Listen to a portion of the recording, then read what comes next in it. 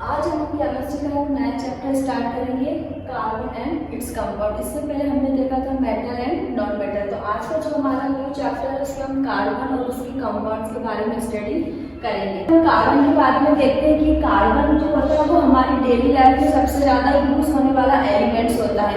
हम हमारी daily life में जितनी भी चीज़ें यूज करते हैं उसमें सबसे ज़्यादा क्या होता है, कार्बन। फॉर एग्जाम्पल के जो शुगर होती है, शक्कर, जिसका फार्मूला होता है C6H12O6, मतलब जो शुगर होती है उसके अंदर भी क्या होता है, कार्बन। ठीक है।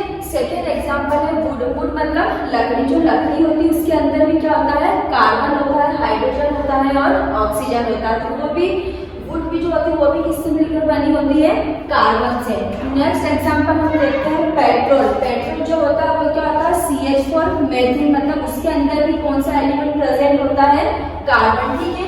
जो क्लोथ्स होते हैं, जो कपड़े हम यूज करते हैं वो भी किससे मिलकर बने होते हैं, कार्बन से।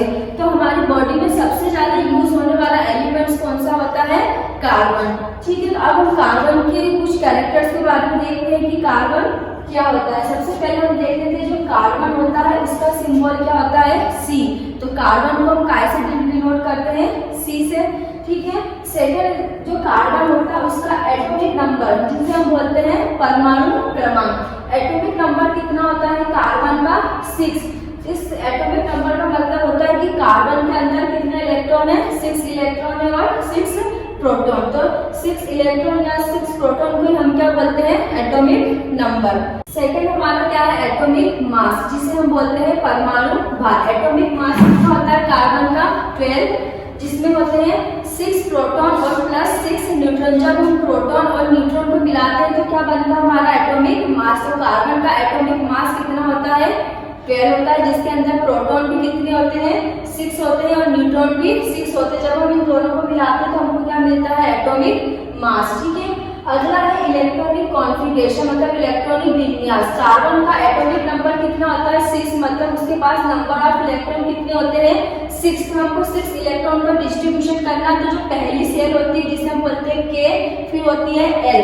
तो पहली सेल में मैक्सिमम कितने इलेक्ट्रॉन आते हैं, 2, और दूसरी सेल में कितने आते हैं, 8 आते हैं। लेकिन अब हमारे पास कितने इलेक्ट्रॉन बचे हैं, 4, इसलिए हमने यहाँ पर कितने इलेक्ट्रॉन को फिल किया है, 4। तो कार्बन का इलेक्ट्रॉनिक कॉन्फ़िगरेशन क्या होता है, 2,4।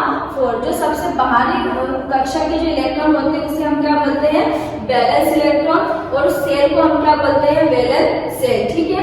अगला है वैलेंसी ऑफ कार्बन। कार्बन की वैलेंसी कितनी होती है, 4, मतलब इसके वैलेंस सेल में या बाहरी कोश में कितने इलेक्ट्रॉन है, 4। तो उसकी वैलेंसी भी कितनी हो जाएगी, 4। यहाँ पर हम कार्बन की स्ट्रक्चर देखते हैं। ये हमारा क्या है, कार्बन का एटम है। ये जो वाला पार्ट होता है इसे हम क्या बोलते हैं, न्यूक्लियस बोलते हैं। इस न्यूक्लियस के अंदर क्या प्रेजेंट होते हैं, प्रोटॉन और न्यूट्रॉन। तो कार्बन के पास कितने प्रोटॉन है, 6, और न्यूट्रॉन भी कितने हैं, 6। तो न्यूक्लियस में क्या है, प्रोटॉन और न्यूट्रॉन। ठीक है। ये जो बाहर जो होते हैं इसे हम क्या बोलते हैं, ऑर्बिट बोलते हैं या कक्ष बोलते हैं, जिसके अंदर क्या प्रेजेंट होते हैं, इलेक्ट्रॉन। तो कार्बन के पास कितने इलेक्ट्रॉन है, 6 इलेक्ट्रॉन है। तो हमको इस सेल या कक्ष में क्या करना है, इलेक्ट्रॉन को फिल करना है। तो हमने देखा पहली सेल में कितने इलेक्ट्रॉन को फिल किया हमने, 2। अब हमारे पास कितने इलेक्ट्रॉन बचे, 4। तो सेकंड सेल में हम कितने इलेक्ट्रॉन को फिल करेंगे, 4 को। ठीक है। तो ये कार्बन का क्या है, स्ट्रक्चर है। तो पहली सेल में कितने इलेक्ट्रॉन है, 2, और दूसरी सेल में कितने इलेक्ट्रॉन है, 4। ठीक है। अब जो कार्बन जो होता है उसकी वैलेंसी कितनी होती है, 4। मतलब कि कार्बन ना तो क्या कर सकता है, 4 इलेक्ट्रॉन को ले सकता है या फिर 4 इलेक्ट्रॉन को दे सकता है। लेकिन कार्बन ना तो इलेक्ट्रॉन को लेता है ना ही इलेक्ट्रॉन को देता है। वो सिर्फ इलेक्ट्रॉन की क्या करता है, शेयरिंग करता है। क्यों, क्योंकि जो कार्बन होता है उसका साइज क्या होता है, बहुत छोटा होता है। बहुत छोटा होने के कारण जब वो किसी को इलेक्ट्रॉन देगा तो उसको क्या बहुत ज्यादा एनर्जी की जरूरत होगी, इसलिए वो इलेक्ट्रॉन नहीं देता है और वो इलेक्ट्रॉन को गेन भी नहीं करता है। क्यों, क्योंकि कार्बन जो होता है उसके पास कितने प्रोटॉन होते हैं, 6 प्रोटॉन होते हैं। तो और कार्बन के पास इलेक्ट्रॉन कितने हैं, 6। तो 6 प्रोटॉन ने ऑलरेडी 6 इलेक्ट्रॉन को क्या करके रखा है, होल्ड करके रखा है। अब वो 6 इलेक्ट्रॉन से ज्यादा इलेक्ट्रॉन को एक्सेप्ट नहीं कर सकता, इसलिए कार्बन ना तो इलेक्ट्रॉन को देता है ना ही इलेक्ट्रॉन को लेता है। सिर्फ वो अपना ऑक्टेट को या अष्टक को कंप्लीट करने के लिए क्या करता है, इलेक्ट्रॉन की शेयरिंग करता है किसी दूसरे एलिमेंट के साथ। जैसे ये कार्बन है, कार्बन के बाह्यतम कोश या आउटर शेल में कितने इलेक्ट्रॉन होते हैं? 4, ठीक है। अब इसको अपने 8 इलेक्ट्रॉन को कंप्लीट करना है, तो 8 इलेक्ट्रॉन को कंप्लीट करने के लिए ये किसी दूसरे एलिमेंट, 4 दूसरे एलिमेंट के साथ क्या हो जाएगा? जुड़ जाएगा। तो ये दूसरे कोई सी भी एलिमेंट से जिसके साथ कार्बन क्या हो गया है? अटैच हो गया है। अब ये जो दूसरे एलिमेंट है ये भी क्या करेंगे? एक इलेक्ट्रॉन कार्बन को देंगे। तो कार्बन के पास कितने इलेक्ट्रॉन हो गए? 8। अब ये दो इलेक्ट्रॉन मिलकर एक बॉन्ड बनाएंगे, यहाँ पर भी एक बॉन्ड बनाएंगे, यहाँ पर भी एक बॉन्ड बनाएंगे। तो कार्बन की वैलेंसी कितनी हो गई? 4। इसलिए हम कार्बन को क्या बोलते हैं? टेट्रावैलेंट एटम, ठीक है। तो कार्बन ना तो इलेक्ट्रॉन को देता है ना ही इलेक्ट्रॉन को लेता है। क्यों? क्योंकि इसका साइज क्या होता है? छोटा होता है। तो वो अपना ऑक्टेट कंप्लीट करने के लिए क्या करता है? किसी दूसरे एलिमेंट से क्या करता है? इलेक्ट्रॉन की शेयरिंग करके अपना अस्टर या ऑक्टेट को क्या करता है? कंप्लीट करता है। अगली कार्बन की जो प्रॉपर्टी है, मैंने आपको पहले बता दिया था कि carbon is a tetravalent in nature. Carbon जो होता है वो नेचर में कैसा होता है? टेट्रावैलेंट। क्यों? क्योंकि कार्बन अपने आप को स्टेबल करने के लिए या तो 4 इलेक्ट्रॉन को गेन करता है, या 4 इलेक्ट्रॉन को डोनेट करता है, या फिर 4 इलेक्ट्रॉन की क्या करता है? शेयरिंग करता है। तो कार्बन जो होता है वो सिर्फ इलेक्ट्रॉन की क्या करता है? शेयरिंग करता है। वो कितने इलेक्ट्रॉन की? 4 इलेक्ट्रॉन की। इसलिए कार्बन क्या होता है? टेट्रावैलेंट। टेट्रा मतलब होता है 4। तो कार्बन क्या होता है? टेट्रावैलेंट इन नेचर, क्योंकि वो 4 इलेक्ट्रॉन की क्या करता है? शेयरिंग करता है। अगली प्रॉपर्टी होती है कार्बन की, वो क्या होती है? Self combination. सेल्फ कॉम्बिनेशन है जिसे हम क्या बोलते हैं? केटालेशन, ठीक है। केटालेशन मतलब क्या होता है कि जब कार्बन जो होता है दूसरे कार्बन एलिमेंट्स के साथ क्या होता है? जुड़ती जाता है, और जुड़कर एक जब लॉन्ग चेन या लंबी श्रृंखला का निर्माण करता है तो उसे हम क्या बोलते हैं? केटालेशन, ठीक है। ये हम क्या बोल सकते हैं? Self combination. तो जैसे हमने लिखा CH जिसे हम क्या बोलते हैं? ऑक्टेट। तो यहाँ पर नंबर ऑफ कार्बन कितने? 8 और नंबर ऑफ हाइड्रोजन कितने हैं? 18, ठीक है। तो यहाँ पर हमने भी कितने लिखे? नंबर ऑफ कार्बन 8 और नंबर ऑफ हाइड्रोजन कितने यहाँ पर? 18। तो यहाँ पर कार्बन जो है वो दूसरे कार्बन से एक के बाद एक जुड़कर क्या करता है? एक लॉन्ग चेन का क्या करता है? फॉर्मेशन करता है। इस प्रॉपर्टी को हम क्या बोलते हैं? केटालेशन, ठीक है। तो हम केटालेशन की डेफिनेशन को भी लिख सकते हैं कि carbon has a unique ability to combine with other carbon atom to form long chain. This ability of carbon is called केटालेशन। जब कार्बन अपने ही जैसे दूसरे कार्बन एटम के साथ जुड़कर एक लॉन्ग चेन या लंबी श्रृंखला का निर्माण करता है तो कार्बन की इस एबिलिटी को हम क्या बोलते हैं? केटालेशन, ठीक है। सबसे ज्यादा केटालेशन की जो प्रॉपर्टी होती है वो कार्बन के अंदर ही होती है। सबसे ज्यादा जो कार्बन होता है वही क्या करता है? लॉन्ग चेन का फॉर्मेशन करता है। इसके अलावा कुछ दूसरे एलिमेंट जैसे हम देख लेते हैं सिलिकॉन, ठीक है। सिलिकॉन जो होता है उसके अंदर भी क्या होती है? केटालेशन की प्रॉपर्टी होती है, लेकिन कार्बन से क्या होती है? कम होती है, ठीक है। सबसे ज्यादा केटालेशन किसमें होता है? कार्बन में होता है। तो हम देखें, इसके बाद हम देखते हैं कि कॉज ऑफ केटालेशन। केटालेशन होने के कौन कौन से कारण है? देखिए अभी हमने से पहले देखा केटालेशन, ठीक है। अब हमको देखना है कि कॉज ऑफ केटालेशन क्या रीजन होता है जिससे कार्बन जो होता है वो केटालेशन या सेल्फ कॉम्बिनेशन करता है। तो सबसे पहले मैंने आपको बताया था कि जो कार्बन जो होता है उसका साइज क्या होता है? छोटा होता है। तो कार्बन के हमने बनाया, कार्बन के 2 एटम बनाए, ठीक है। इन 2 कार्बन एटम के बीच में क्या है? इलेक्ट्रॉन है। तो कार्बन का साइज छोटा होने के कारण जो ये दो शेयर जो इलेक्ट्रॉन है, जो कार्बन जिन इलेक्ट्रॉन का जो साझा करके जो बॉन्ड बनाता है, तो ये जो दोनों इलेक्ट्रॉन होते हैं वो कार्बन का साइज छोटा होने के कारण कार्बन को क्या करता है? वो टाइट से क्या करता है? पकड़े रखता है, जिसके कारण जो 2 कार्बन एटम के बीच में जो बॉन्ड बनता है वो क्या होता है? बहुत स्ट्रॉन्ग होता है, ठीक है। जो क्या होता है? जो 2 कार्बन एलिमेंट्स के बीच में जो बॉन्ड बनता है वो क्या होता है? बहुत स्ट्रॉन्ग होता है। तो इस स्ट्रॉन्ग बॉन्ड के कारण जो कार्बन होते हैं वो एक दूसरे से क्या होते हैं?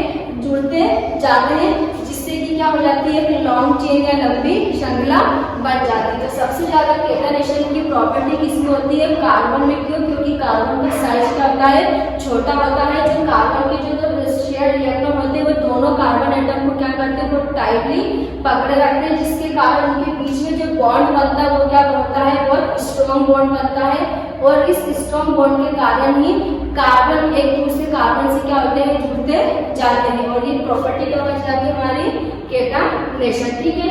कार्बन के अलावा कुछ दूसरे एलिमेंट्स भी हैं जो केटनेशन की प्रॉपर्टी शो करते हैं। फॉर एग्जांपल ये सिलिकॉन, ठीक है, लेकिन जो सिलिकॉन होता है उसके अंदर केटनेशन की प्रॉपर्टी कार्बन से कम होती है। क्यों? क्योंकि उसका साइज क्या होता है, थोड़ा बड़ा होता है और उसके बीच में जो बॉन्ड बनता है वो क्या होता है, वीक होता है, इसलिए इसकी प्रॉपर्टी केटनेशन की कार्बन से कम होती है। दूसरे एलिमेंट है जैसे नाइट्रोजन, फास्फोरस और सल्फर, इनके अंदर भी केटनेशन की प्रॉपर्टी होती है लेकिन कार्बन से कम होती है। यदि हम देखते हैं फास्फोरस, जो फास्फोरस होता है वो दूसरे फास्फोरस से इस स्ट्रक्चर से क्या होता है, जुड़ा होता है। जैसे कार्बन के अंदर जो लॉन्ग चेन होती है वैसी चेन इस फास्फोरस के अंदर नहीं बनती। तो जो फास्फोरस होता है वो दूसरे फास्फोरस एटम से इस स्ट्रक्चर के थ्रू क्या होता है, जुड़ा होता है और इस फास्फोरस का साइज भी क्या होता है, बड़ा होता है, जिसके कारण इसमें जो बॉन्ड बनता है वो भी क्या होता है, वीक होता है, इसलिए इसकी केटनेशन की प्रॉपर्टी कार्बन से कम होती है। ठीक है, तो केटनेशन को हम कैसे डिफाइन कर सकते हैं? Due to small size of carbon atom the covalent bond between two carbon atoms become very strong, जो मैंने आपको ऊपर बताया है। As the nucleus of two carbon atom hold the shared electron very tightly, तो कार्बन का size छोटा होता है, इसके कारण जो शेयर इलेक्ट्रॉन होते हैं दोनों, वो कार्बन एटम को बहुत मजबूत बंध या स्ट्रॉन्ग बॉन्ड से क्या करते हैं, बांधे रखते हैं, जिसके कारण कार्बन एक दूसरे कार्बन से जुड़ते जाते हैं और ये केटनेशन की प्रॉपर्टी को शो करते हैं। नेक्स्ट टॉपिक है occurrence of carbon.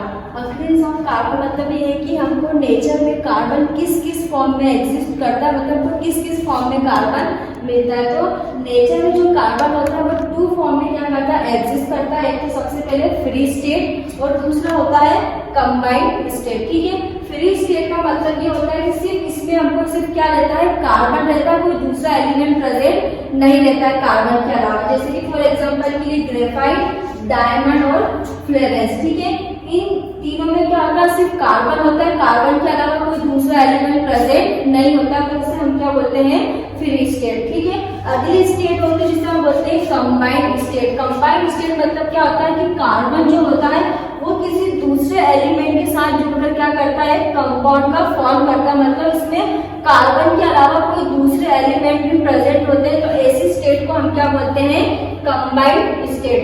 For example के लिए कार्बन डाइऑक्साइड, इसमें कार्बन के अलावा क्या है, ऑक्सीजन भी है, तो इन दोनों एलिमेंट ने मिलकर एक नया कंपाउंड क्या बनाया है, कार्बन डाइऑक्साइड। सेकेंड हमारा क्या है, C6H12O6, जिसे हम क्या बोलते हैं, ग्लूकोज। इसमें कार्बन के अलावा दूसरे एलिमेंट भी है, हाइड्रोजन भी है और ऑक्सीजन भी, मतलब इसके अंदर सिर्फ प्योर कार्बन नहीं है। अगला कंपाउंड हमारा है C12H22O11, इसमें भी कार्बन के अलावा हाइड्रोजन भी है और ऑक्सीजन भी है, तो ये हमारा क्या है, शुगर है। अगला है कैल्शियम कार्बोनेट, इसमें कार्बन भी है और ऑक्सीजन भी है और कैल्शियम भी है। अगला है मैग्नीशियम कार्बोनेट, इसमें कार्बन, ऑक्सीजन और मैग्नीशियम भी है, मतलब इसमें कार्बन के अलावा कोई दूसरे एलिमेंट भी प्रेजेंट होते हैं, तो ऐसी स्टेट हमारी क्या कहलाती है, कंबाइंड स्टेट। और जिसमें सिर्फ कार्बन होता है, कार्बन के अलावा कोई दूसरा एलिमेंट प्रेजेंट नहीं होता है, तो वो स्टेट हमारी क्या कहलाती है, फ्री स्टेट। अब नेक्स्ट वीडियो में हम पढ़ेंगे एलोट्रोप्स ऑफ कार्बन, मतलब हम कार्बन के अप्रूव के बारे में पढ़ेंगे, जिसमें हम ग्रेफाइट और डायमंड के बारे में स्टडी करेंगे। ठीक है, तो वो हमारा आईएमपी क्वेश्चन रहेगा कि एलोट्रोप्स ऑफ कार्बन, जिसमें हम ग्रेफाइट और डायमंड के बारे में स्टडी करेंगे।